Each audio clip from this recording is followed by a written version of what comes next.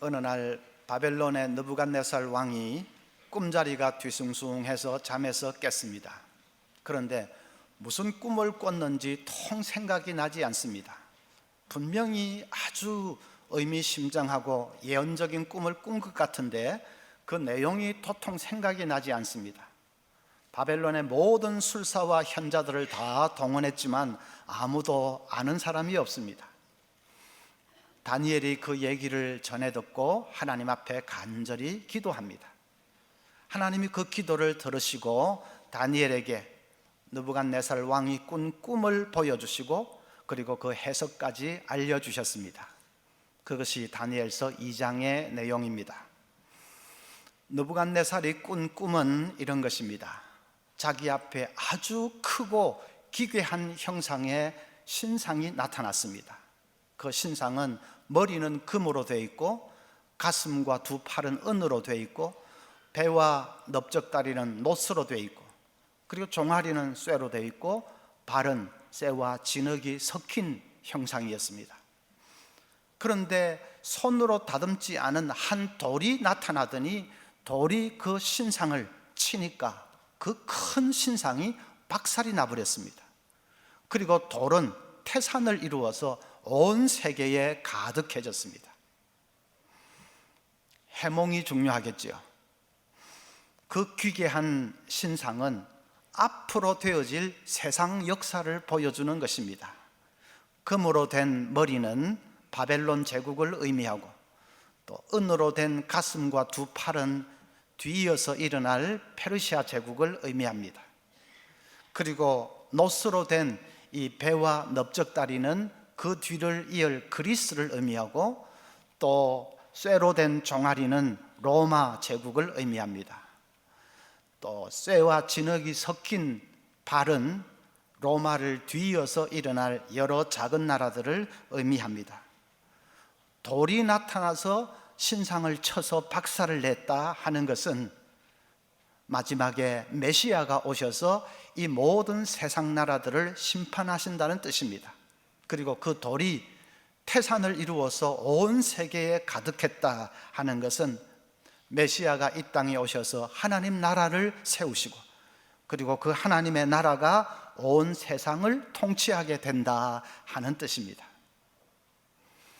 저는 좀 담담하게 지금 얘기를 했지만 그 꿈을 꾼 느부갓네살이나 해몽하는 다니엘이나 얼마나 놀라웠겠습니까? 그 당시가 BC 6세기인데 그때부터 동로마 제국이 멸망하는 그 AD 15세기까지는 약 2000년이죠.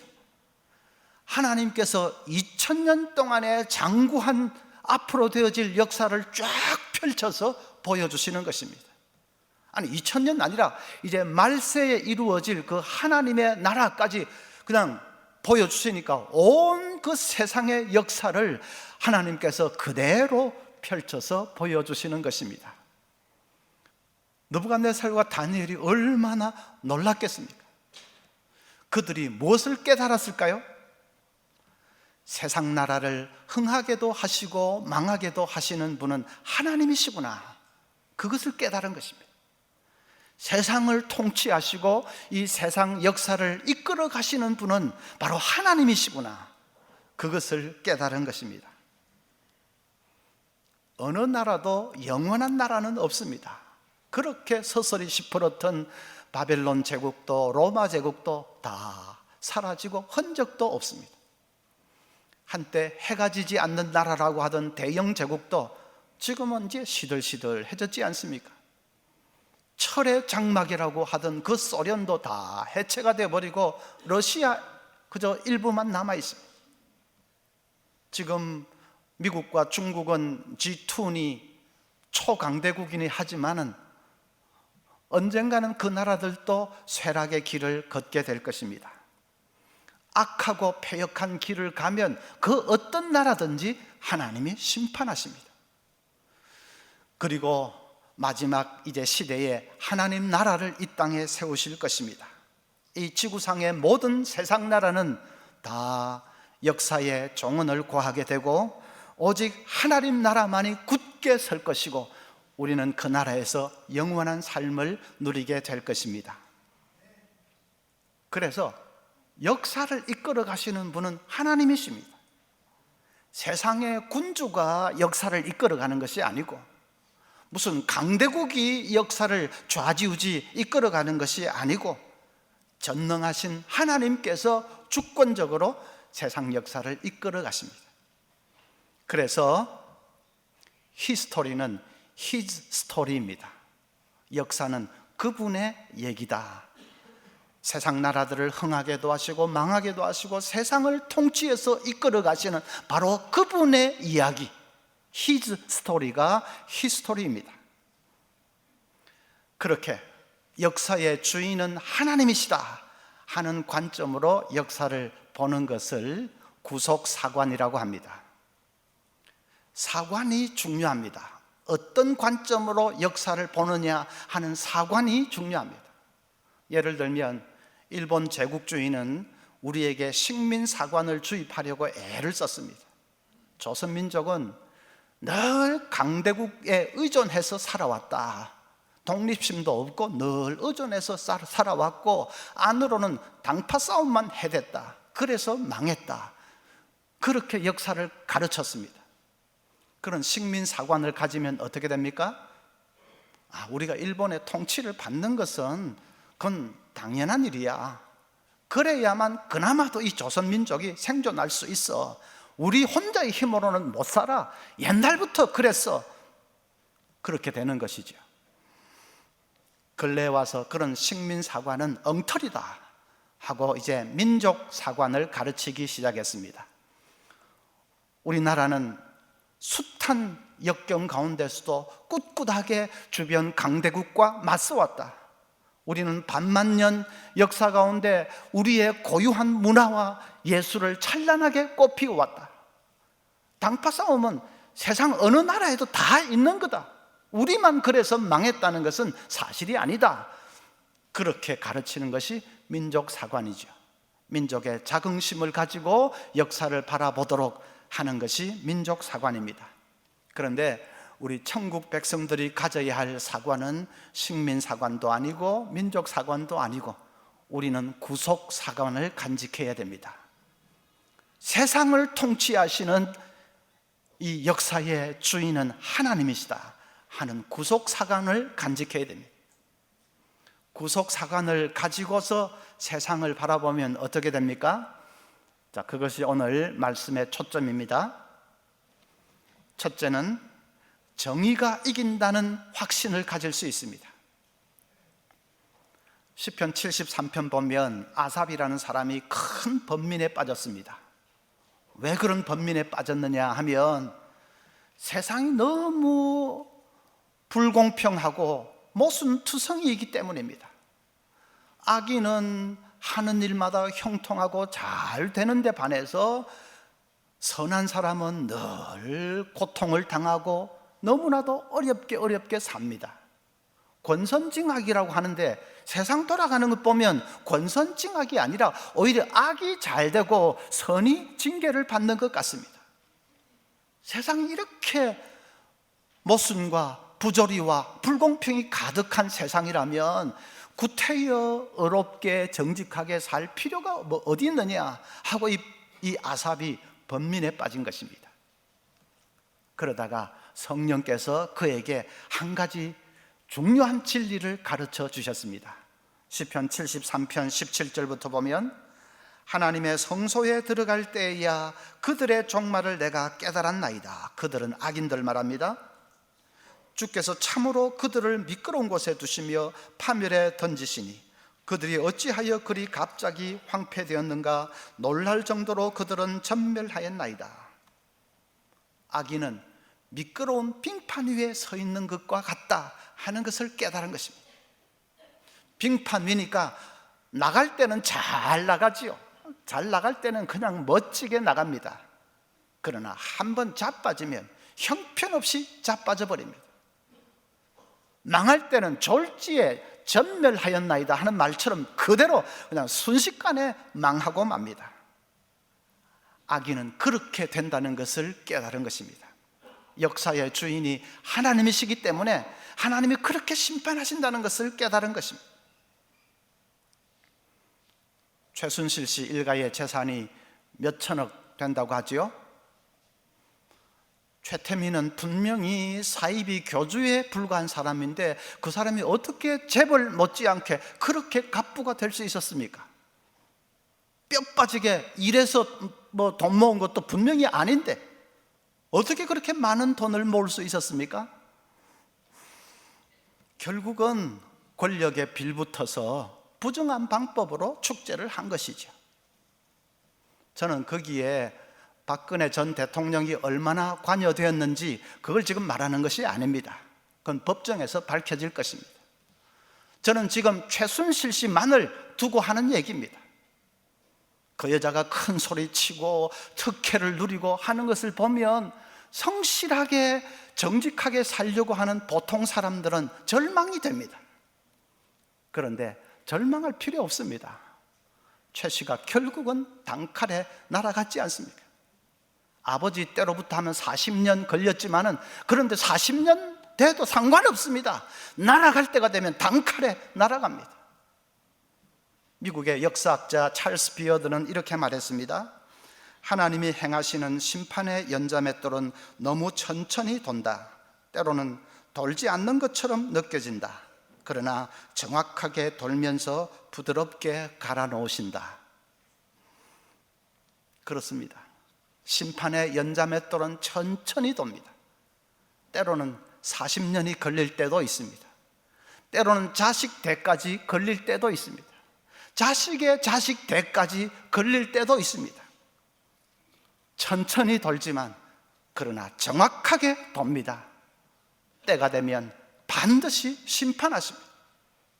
그리고 심판이 임하면 빙판 위에서 자빠지는 것처럼 한순간에 그냥 날려버립니다. 하나님은 반드시 심판하십니다. 이 세상에서가 아니면 저 세상에서라도 심판하십니다. 어떤 사람은 하나님이 사랑이라고 하면서 지옥은 왜 만들어 놓았나 그럽니다. 왜 만들어 놓으셨지요? 심판하시기 위해서지요. 심판하셔야지요. 땅에서 그렇게 나쁜 짓 많이 하면서 살았는데 마지막까지도 돌이키지 않고 회개하지 않으면 하나님이 심판하셔야죠. 하나님은 사랑의 하나님이지만 그러나 공의의 하나님이기도 하시기 때문입니다. 어떤 여자 성도님과 상담을 하는데 그 성도님이 불쑥 목사님들은 하나님이 계신다는 것을 정말로 믿으시나요? 그럽니다. 제가 이렇게 저렇게 설명을 했습니다.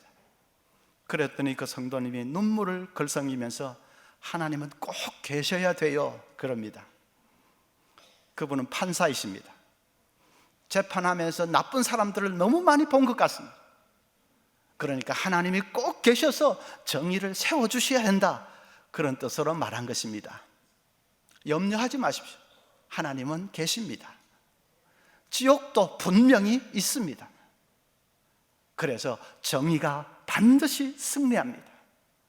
때로는 시간이 좀 많이 걸린다 싶을 때도 있지만 그러나 때가 되면 정의가 반드시 암흑을 뚫고 광명의 빛을 발하게 됩니다. 그래서 여러분 악인이 잘 되는 것을 보고 부러워하지 마십시오. 마음 상해할 필요도 없습니다. 그 잘 되는 것이 좋은 게 아닙니다. 좀 실패도 하고 좀 시련도 당하고 해서 사람이 겸손해지고 자기 잘못도 깨닫고 그래서 돌이켜야 그게 좋은 거지. 악인이 그냥 계속 잘 되기만 하니까 그냥 교만이 머리 꼭대기까지 차고 자기 잘못을 알지도 못하고 계속 악한 길로 가다가 결국은 망하게 되면 그 잘 되는 것이 뭐가 그게 좋은 것입니까? 악인이 번창하는 것은 하나님께서 미래의 심판을 확실하게 하기 위해서 잠시 내버려 두고 있는 것입니다. 그것을 신학 용어로는 유기라고 합니다. 하나님이 그 사람을 유기해 놓으셨다. 유기라는 뜻은 내버려 놓는다, 방치해 놓는다 하는 뜻입니다. 로마서 1장 24절에 그러므로 하나님께서 그들의 마음의 정욕대로 더러움에 내버려 두사 그들의 몸을 서로 욕되게 하셨으니, 하나님께서 악인들을 내버려 두었다, 유기했다, 그렇게 말씀하십니다. 왜요? 그들이 받을 심판을 더 확실하게 하기 위해서.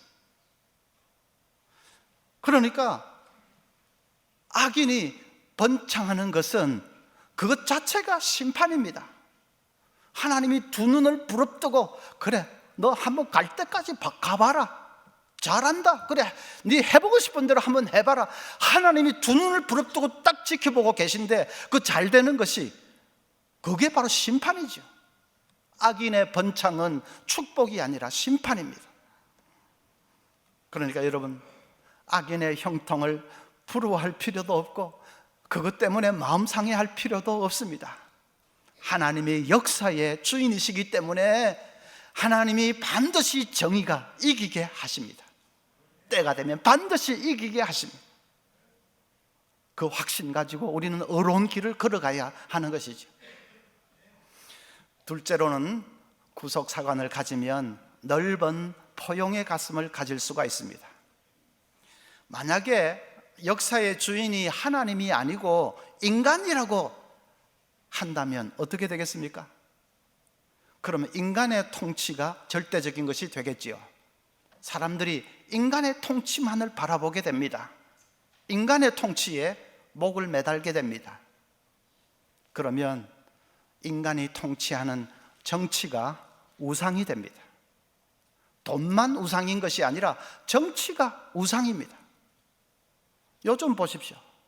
보수주의자들은 보수를 신처럼 신봉합니다. 진보주의자들은 진보라는 그 이념을 신처럼 신봉하는 것 같습니다. 정치가 우상이 되어 있습니다. 정치가 우상이 되면 이 사회에 심각한 분열이 일어납니다. 나와 정치적 견해가 다른 사람은 다 적으로 간주해버리기 때문입니다. 제가 목욕탕에서 나와서 몸을 닦고 있는데 옆에서 두 사람이 소곤소곤 하더니 아마 친구인 것 같습니다. 소곤소곤 잘 얘기하는 것 같으니 갑자기 한 사람이 빽고함을 지릅니다. 그래, 머리 손질 좀 한 게 뭐가 그렇게 잘못이고,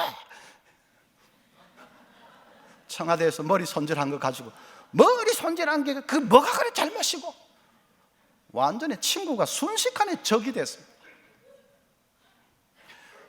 교회에서도 정치 얘기만 나오면 마지막은 싸움입니다. 이번에 혹 부모 자식 간에 원수가 되지는 않았습니까? 도대체 정치가 뭐기에 정치 얘기만 나오면 우리 천국 백성들도 서로 적이 돼버리고 부모 자식 간에도 원수가 돼버리고, 도대체 왜 그래야 합니까? 정치가 우상이 되어 있기 때문입니다. 우리가 구속사관을 회복해야 되겠습니다. 역사의 주인은 하나님이신데 왜 인간의 정치에 그렇게 목을 매답니까? 인간의 정치는 한계가 있습니다. 보수도 한계가 있고 진보도 한계가 있습니다. 여러분, 다음에 혹 보수 정권이 들었으면 이 땅에 유토피아가 이루어질까요? 진보 정권이 들어서면 모든 문제 다 해결되고 살기가 좋아질까요? 아닙니다. 우리 과거에 다 해봤지 않습니까? 진보 정권도 있었고 보수 정권도 있었고 해봤습니다. 아니었습니다. 인간의 정치는 한계가 있습니다. 그래서 나의 정치적인 견해를 절대시하면 안 됩니다. 다른 사람도 포용할 수 있어야 됩니다. 다른 사람의 말도 잘 들어보면 일리가 있습니다. 보수에도 장단점이 있고 진보에도 장단점이 있습니다. 전부 다 몹쓸 것만은 아닙니다. 단점도 있지만 장점도 있습니다. 그래서 잘 들어보고 포용할 수 있어야 됩니다. 우리가 기도할 때마다 이 민족의 분열이 끝나고 하나 되게 해 주십시오 기도하는데, 그냥 기도만 해서는 하나 되지 않습니다. 우상이 되어 있는 정치, 그걸 내려놓아야 됩니다. 정치가 우상이 되어 있는 그걸 내려놓아야 됩니다. 그리고 진짜 역사의 주인이신 하나님만을 바라볼 때에 비로소 하나 될 수 있습니다. 우리가 그렇게 되도록 기도해야 됩니다. 정치가 우상이 되면 우리 이 사회에만 분열이 일어나는 것이 아니고 나라와 나라 사이에도 분쟁이 일어납니다. 지금 트럼프 하는 거 보십시오. 미국밖에는 없다 그러지 않습니까? 영국도 EU고 뭐고 없고 우리밖에 없다. 중국 사드 때문에 하는 거 보면 우습지도 않습니다. 전부 자기 나라밖에는 없습니다. 정치가 우상이 되었기 때문입니다. 그러나 구속사관의 눈으로 보면, 하나님이 역사의 주인이다 하는 그런 눈으로 보면 세상 나라보다도 더 중요한 것은 하나님의 나라입니다. 세상 나라는 결국은 다 사라지겠지만은 하나님의 나라는 영원합니다. 그 하나님의 나라는 모든 민족과 열방 가운데 세워져야 합니다. 느부갓네살이 꿈을 꿨는데 돌이 나타나서 신상은 다 박살내고 돌은 태산을 이루어서 세계에 가득했다 그랬지 않습니까? 하나님의 나라는 온 민족과 열방 가운데 든든히 서야 합니다. 우리가 그것을 생각하면 어떤 나라 어떤 민족도 품을 수 있습니다. 품을 수 있지요. 하나님 모든 민족 열방 가운데 하나님의 나라가 든든히 서고 수많은 백성들이 주께로 돌아올 수 있도록 해 주십시오 하고 우리가 기도할 수 있습니다. 품을 수 있습니다. 일본의 영적 지도자 내촌 감삼은 이렇게 외쳤습니다. 자기만을 위해 사는 사람을 이기주의자라고 합니다. 너무 좁습니다. 넓히시다. 남을 위해 사는 사람을 이타주의자라고 합니다. 그것도 좁습니다.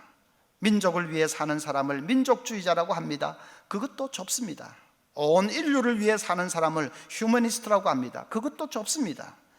이 세상을 창조하시고 역사를 주관하시는 하나님의 영광을 위해 사는 사람을 크리스찬이라고 합니다. 우리 모두는 크리스찬이 되어야 합니다. 이어서 내촌 감삼은 자기의 비전을 이렇게 외쳤습니다. 나는 일본을 위하여, 일본은 아시아를 위하여, 아시아는 세계를 위하여, 그리고 세계는 그리스도를 위하여. 이 마지막 부분, 세계는 그리스도를 위하여. 우리가 그 넓은 가슴을 가져야 되겠습니다. 온 세계가 그리스도 앞에 무릎 꿇는 그날이 속히 오도록, 그래서 민족과 열방 가운데 하나님의 나라가 서고 수많은 사람들이 주께로 돌아오는 역사가 일어나도록 우리가 모든 민족을 품고 선교도 하고 그리고 기도하면서 나아가야 되겠습니다. 역사의 주인이 하나님이란 이것을 분명히 바라보면 이 넓은 가슴으로 포용할 수 있습니다. 자꾸 인간 정치에 목을 매다니까 너는 나하고는 달라, 그냥 적으로 원수로, 그러지 말고 이제는 교회가 앞장서서 역사를 이끌어 가시는 하나님 바라보면서 민족을 치유할 수 있도록 그렇게 나아가야 되겠습니다. 세 번째로는 구속사관을 간직하면 희망의 등불을 밝힐 수 있습니다. 여러분, 우리는 역사의 마지막을 아는 사람입니다. 마지막에 주님 재림하시고 새하늘과 새 땅을 여실 것입니다. 그러면 하나님 나라가 완성되는 거죠. 그 나라에서 우리는 영원한 삶을 누리게 될 것입니다. 우리가 승리합니다. 그 마지막은 확실합니다. 세상 역사가 어떻게 흘러가든지, 국제정세가 어떻게 변하든지, 3차 대전이 일어나든지 말든지 상관없이 마지막 주님 재림하시고 하나님 나라가 완성되는 그것은 확실합니다. 그게 분명하기 때문에 우리는 늘 희망을 불태울 수 있습니다. 어떤 시련, 역경 닥쳐도 뭐 중간은 잘 모르겠지만 결론은 분명하니까 우리는 희망을 불태울 수 있습니다. 주후 70년 유대인 반란을 진압하기 위해서 로마의 티토 장군이 대군을 이끌고 와서 예루살렘 성을 포위했습니다. 5달 동안 계속되는 이 포위 때문에 성 안은 그야말로 지옥이 됐습니다. 굶어 죽어가는 사람, 무더위에 전염병까지 겹쳐서 그냥 쓰러져 죽어가는 사람, 예루살렘 거리거리마다 시체들로 넘쳐나게 됐습니다. 그대로 조금만 더 가면 다 죽는데도 아무도 항복하자는 말을 못합니다. 그 말 했다가는 배신자로 낙인 찍혀서 처형당하기 때문입니다. 우리는 유일신 여호와 하나님을 섬기는 백성인데 어떻게 로마 저 이방 사람들에게 무릎을 꿇을 수 있느냐? 그러느니 여기서 다 죽자, 그겁니다. 그 중에 열심당원이라는 사람들이 더 과격했습니다. 열심당원들은 그냥 돌격대처럼 돼가지고 눈에 불을 켜고 혹시나 성을 빠져나가서 항복하는 사람이 있는지 그걸 색출을 해서 가차없이 처단했습니다. 그런데 요하난 벤자카이라는 저명한 율법학자가 있었습니다. 그 사람 생각은 달랐습니다. 여기서 우리가 다 죽고 그리고 예루살렘 성전도 불타 없어지고 하면 그것으로 유대 종교와 유대 민족은 끝나는 것이다. 죽는 것만이 애국이 아니다. 그래서 그는 목숨을 걸고 탈출을 감행합니다. 조카가 포초를 서는 시각을 택해서 시체들을 성 밖에 갖다 버릴 때 시체들 틈에 누워서 그래서 가까스로 탈출했습니다. 로마의 티토 장군에게 가서 항복했습니다. 항복하면서 조그만 살 수 있는 성읍 하나만 달라고 간청합니다. 마침내 예루살렘 성이 함락되던 날 불타는 성을 뒤로 하고 이 벤자카이는 야브네라는 그런 조그만 성읍에 피신을 갔습니다. 거기서 학당을 열고 청년들을 가르치기 시작합니다. 이제 예루살렘 성전도 없어진 마당에 유대 종교는 더 이상 제사 중심의 종교가 되어서는 안 되고 율법과 교육 중심의 종교가 되어야 된다 하는 것이 그의 신념이었습니다. 소문이 나면서 살아남은 학자들이 모여들어서 힘을 보탰습니다. 그래서 야브네 학당은 유대 민족의 그 정신과 종교를 개성해가는 그런 아주 센터가 됐습니다. 요하난 벤자카이가 배신자라는 소리를 들어가면서까지 청년들을 가르치고 사람을 키워내었기 때문에 오늘날 저 독특한 이스라엘 민족, 유대 민족이 생존해 있는 겁니다. 벤자카이는 이스라엘 역사에서는 더 이상 배신자가 아니라 민족 혼을 지켜낸 그런 민족의 은인으로 추앙을 받고 있습니다. 여러분, 우리도 사람을 키워내야 됩니다. 세상 나라는 흥하기도 하고 망하기도 합니다. 정권은 자꾸 바뀌고 또 기울어지고 할 것입니다. 남는 것은 사람밖에 없습니다. 믿음의 사람밖에 없습니다. 사람을 키워내야 됩니다. 신학교에서는 미래 교회를 책임질 사역자들을 열심히 양성해내야 됩니다. 교회는 교회대로 다음 세대를 잘 키워내어서 그 다음 세대가 이제 하나님 나라를 건설해 가도록 그렇게 사람을 키워내야 됩니다. 다음 대통령이 누가 될지 모르지만은 누가 되더라도 그냥 기분 나쁜 사람들 많이 생길 겁니다. 이민 가고 싶다 그런 사람들 많이 생길 겁니다. 그런데 우리 천국 백성은 그런 소리 하면 안 됩니다. 세상 나라는 어차피 한계가 있는 것입니다. 그래서 거기에 너무 목을 매달지 말고 우리는 사람을 키워내야 되겠습니다. 정권은 이렇게 되기도 하고 저렇게 되기도 하고 흘러가고 바뀌고 하지만 믿음의 사람은 영원히 남아 하나님의 나라를 건설하고 하나님의 나라를 확장해 나갈 것입니다. 그리고 마지막에는 우리가 승리하게 될 것입니다. 데이비스 왓슨이라는 목사님은 아주 강력한 메시지에 경건한 삶을 지녀서 전 세계 성도들에게 큰 영향을 미친 분입니다. 그 왓슨 목사는 50세 젊은 나이에 세상을 떠났습니다. 장례식이 런던의 성 바울 교회에서 열렸습니다. 이 성 바울 교회는 17세기에 지어진 웅장한 건물이고 영국이 자랑하는 명소 중에 하나입니다. 그 거대한 이 교회당으로 하나님의 충성된 종이 떠나가는 그 마지막 길을 보기 위해서 수많은 인파들이 몰려들었습니다. 캔터베리 대주교를 위시해서 교계의 지도자들, 정치인들, 유명인사들 그리고 일반 이 백성들 구름 같은 인파들이 모여들었습니다. 장례 예배를 쭉 진행을 하다가 이제 왓슨 목사님을 추모하는 시간이 되었습니다. 사회를 보는 목사님이 왓슨 목사가 평소에 살아생전에 즐겨 선포하던 말 한마디를 그대로 선포를 했습니다. 우리 하나님이 통치하신다. 그러니까 누가 시키지도 않았는데 그 외침이 이 청중들 속에서 메아리쳐 울리기 시작합니다. 저 교회 뒤편에서부터 시작된 그 외침이 마치 부드러운 오솔바람이 불어오듯이 점점 앞으로 확산이 되었습니다. 그러다가 마침내 그냥 천둥 소리 같은 거대한 외침이 됐습니다. 우리 하나님이 통치하신다. 우리 하나님이 통치하신다.